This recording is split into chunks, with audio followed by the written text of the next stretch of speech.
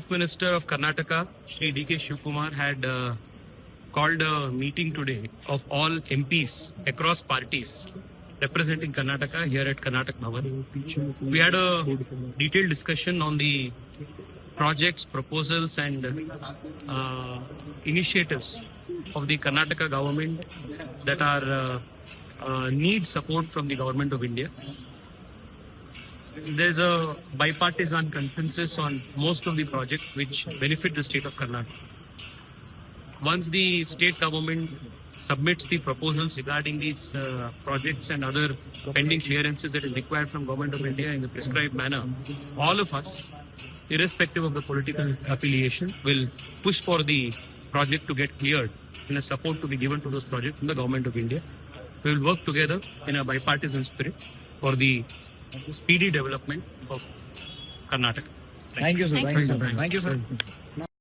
ಮಾನ್ಯ ಮುಖ್ಯಮಂತ್ರಿಗಳು ಮೊದಲನೇ ಬಾರಿಗೆ ದೆಹಲಿಯಲ್ಲಿ ಸಂಸದರೆಲ್ಲರನ್ನ ಸಭೆ ಸೇರಿಸಿದ್ದಾರೆ. ಇವತ್ತು ಕೇಂದ್ರ ಸರ್ಕಾರದಲ್ಲಿ ರಾಜ್ಯ ಸರ್ಕಾರ ಕಳಿಸಿರುವಂತಹ ಪ್ರಸ್ತಾಪಗಳ ಮತ್ತು ಕರ್ನಾಟಕದ ಪೆಂಡಿಂಗ್ ಇರುವಂತಹ ಬೇರೆ ಬೇರೆ ಪ್ರಾಜೆಕ್ಟ್ಗಳು, ಇನಿಷಿಯೇಟಿವ್ಗಳ ಬಗ್ಗೆ ವಿಸ್ತಾರವಾಗಿ ಚರ್ಚೆ ಆಗಿದೆ. ರಾಜ್ಯದ ನೀರು, ನುಡಿ, ಭಾಷೆ ಈ ಎಲ್ಲ ವಿಷಯಗಳು ಬಂದಾಗ ಪಕ್ಷಾತೀತವಾಗಿ ಕೇಂದ್ರ ಸರ್ಕಾರದ ಹತ್ರ ರಾಜ್ಯದ ಹಿತಾಸಕ್ತಿಯನ್ನು ಕಾಪಾಡುವಂಥದ್ದು ನಮ್ಮೆಲ್ಲರ ಕರ್ತವ್ಯ. ಆ ದೃಷ್ಟಿಯಲ್ಲಿ ಭಾರತೀಯ ಜನತಾ ಪಾರ್ಟಿಯ ಎಲ್ಲ ಸಂಸದರು ಮುಖ್ಯಮಂತ್ರಿಗಳಿಗೆ ನಾವು ಬಹಳ ಸ್ಪಷ್ಟವಾದಂತಹ ಆಶ್ವಾಸನೆ ನೀಡಿದ್ದೀವಿ. ಯಾವುದೇ ರಾಜ್ಯದ ಇಶ್ಯೂ ಬಂದಾಗ ನೀವು ಯಾವುದೇ ಪ್ರಸ್ತಾಪವನ್ನು ಕಳಿಸಿ ಕೇಂದ್ರ ಸರ್ಕಾರದ ಸಪೋರ್ಟ್ ಅನ್ನು ತಗೊಳ್ಬೇಕು ಅಂತಿದ್ದಾಗ ನಾವು ರಾಜ್ಯ ಸರ್ಕಾರದ ಜೊತೆಗೆ ಸಂಪೂರ್ಣವಾಗಿ ನಿಂತು ಸಹಕಾರ ಮಾಡ್ತೀವಿ ಅನ್ನುವಂಥದ್ದನ್ನ ಮೀಟಿಂಗ್ ನಲ್ಲಿ ಬಹಳ ಸ್ಪಷ್ಟವಾಗಿ ತಿಳಿಸಿ.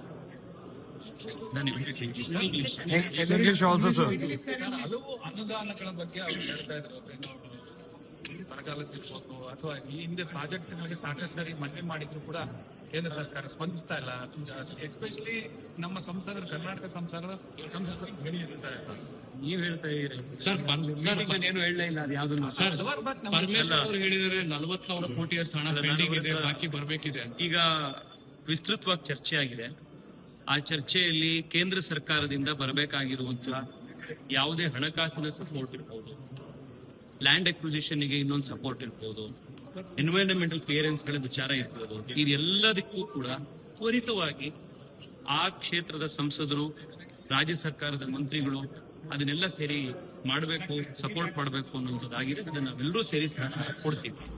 ಇನ್ನು ಮುಖ್ಯಮಂತ್ರಿಗಳು ಸಭೆ ನಡೆದ ನಂತರ, ಕಂಪ್ಲೀಟ್ ಆದ ನಂತರ ಡೀಟೇಲ್ ಆಗಿ ವಿಚಾರಗಳನ್ನ ನಾವು ತಿಳಿಸ್ತಾರೆ. ಅವರು ಮತ್ತೆ ಹಿರಿಯ ಸಚಿವರುಗಳು ಇರುವಂತಹ ಟೈಮ್ನಲ್ಲಿ ಮೀಟಿಂಗ್ ಕಂಪ್ಲೀಟ್ ಆಗೋದಕ್ಕಿಂತ ಮುಂಚೆ ಅದನ್ನ ನಾನು ಹೇಳುವಂಥದ್ದು ಸರಿಯಾಗೋದಿಲ್ಲ ಅಂತ ನಾನು ನಿಮ್ಗೆ ಪ್ರಶ್ನೆಗೆ ಸಂಪೂರ್ಣ ಉತ್ತರ ಕೊಡ್ತಾ ಇಲ್ಲ ಅಷ್ಟೇ. ಧನ್ಯವಾದ.